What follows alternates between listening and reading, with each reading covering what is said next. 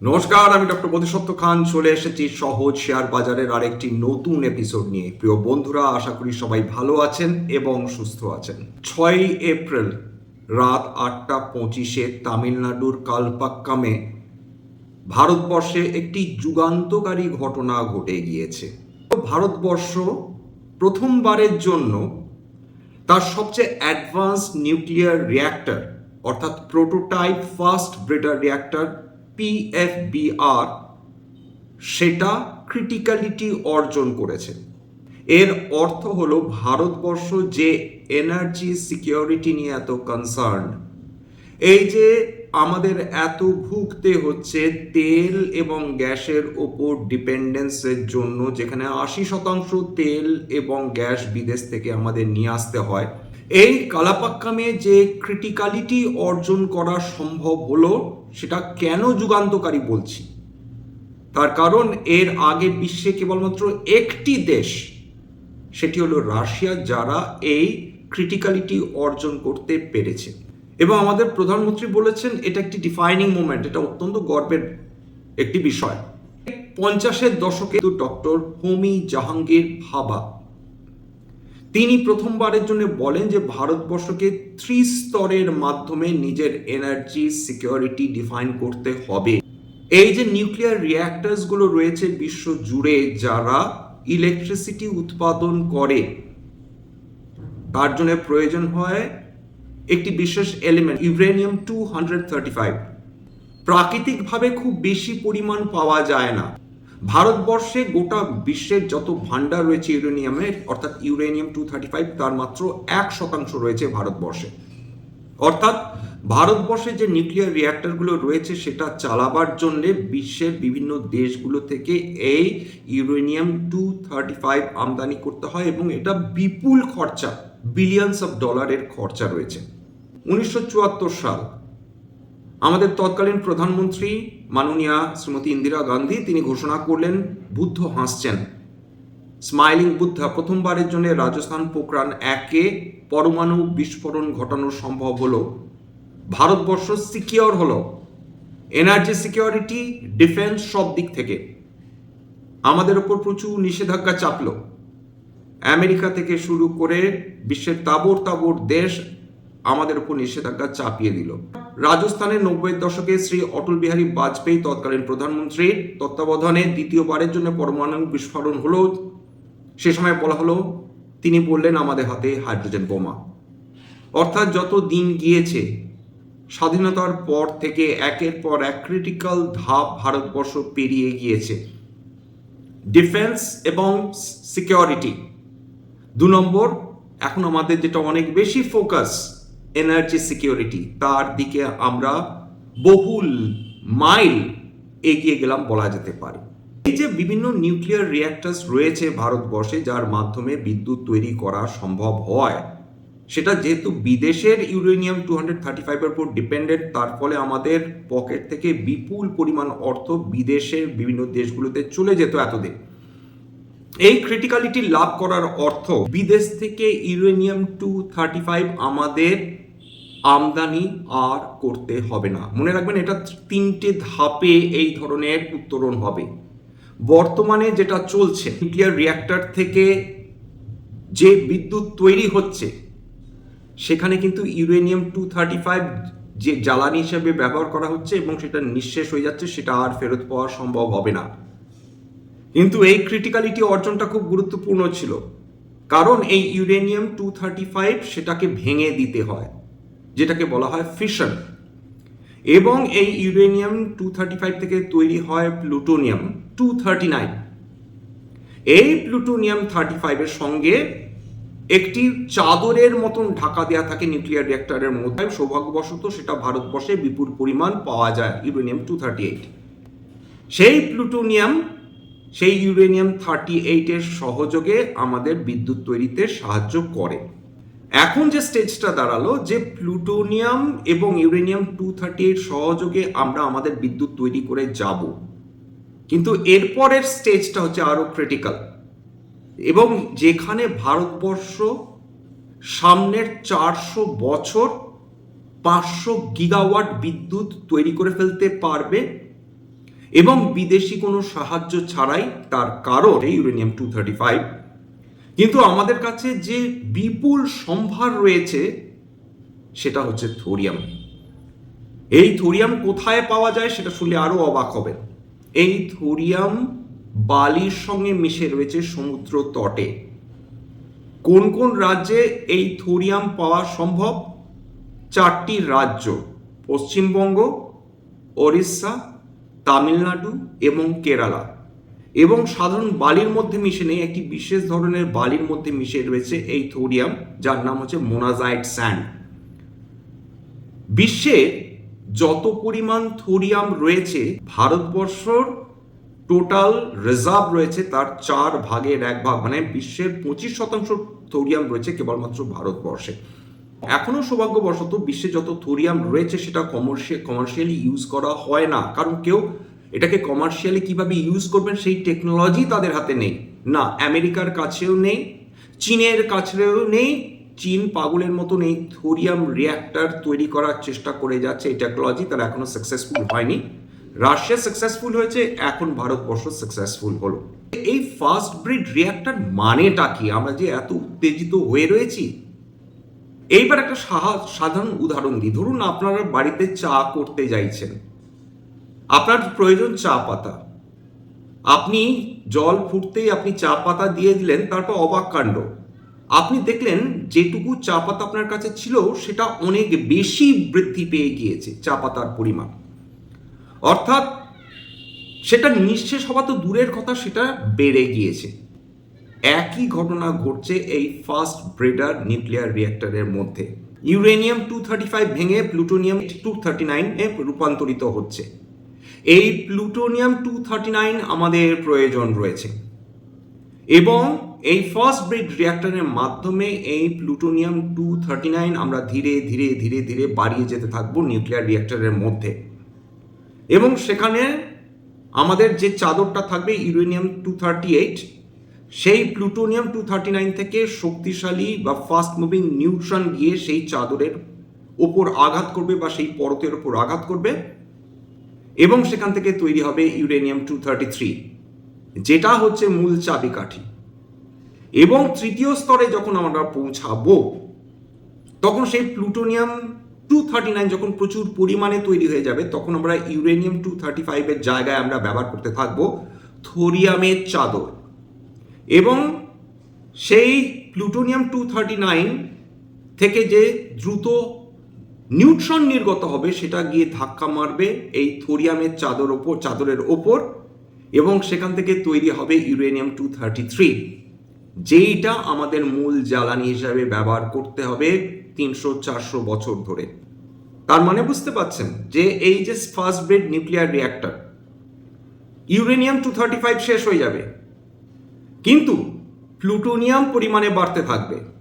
এই প্লুটোনিয়াম যখনই থোরিয়ামকে আঘাত করবে, আরো বেশি প্লুটোনিয়াম তৈরি হবে, আরো বেশি ইউরেনিয়াম 233 তৈরি হবে, এবং জ্বালানি বৃদ্ধি হতে থাকবে, জ্বালানি কোনোদিন কমবে না। ইউরেনিয়াম 233 বা প্লুটোনিয়াম 239 এরা কি আমাদের ইলেকট্রিসিটি উৎপাদন করে?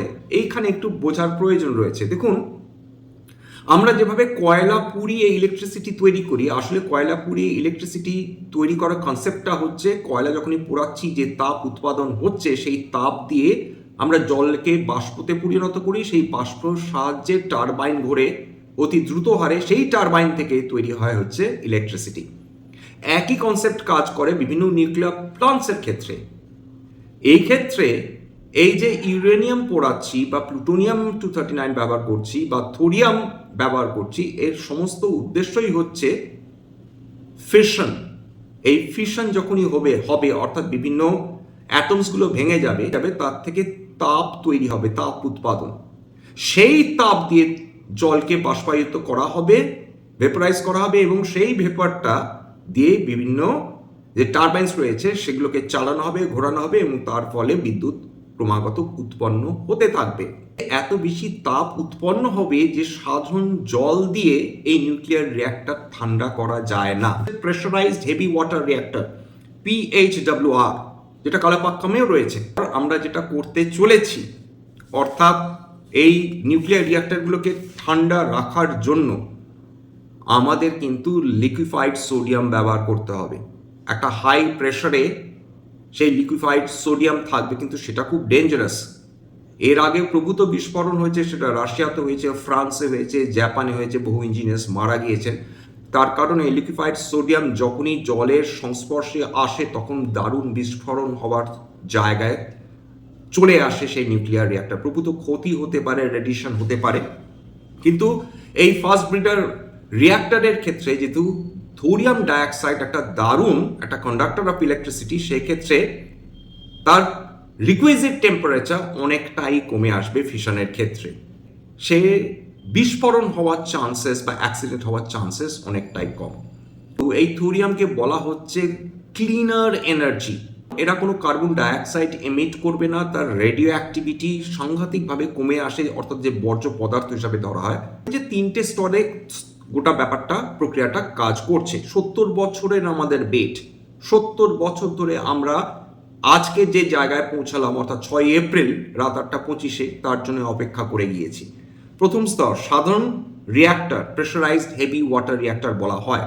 সাধারণ জল নয়, এটাকে হেভি ওয়াটার। সেখানে যে ইউরেনিয়াম 235 ইউজ করা হয়, সেখান থেকে আমরা প্লুটোনিয়ামে কনভার্ট করে দিচ্ছি 239। দ্বিতীয় স্তর ফার্স্ট ব্রিড রিঅ্যাক্টর, অর্থাৎ নিজেই জ্বালানি করবে। প্লুটোনিয়াম ব্যবহার করে আরো বেশি প্লুটোনিয়াম তৈরি করা এবং থোরিয়াম চাদরের জন্য প্রস্তুতি। আমরা এখনো সেই তৃতীয় স্তরে পৌঁছাইনি, সেটার জন্য এটা দ্বিতীয় ধাপ। এটার ক্ষমতা বর্তমানে 500 মেগাওয়াট। এখানেও লিকুইড সোডিয়াম কুল্যান্ট ব্যবহার করা হয়ে থাকে।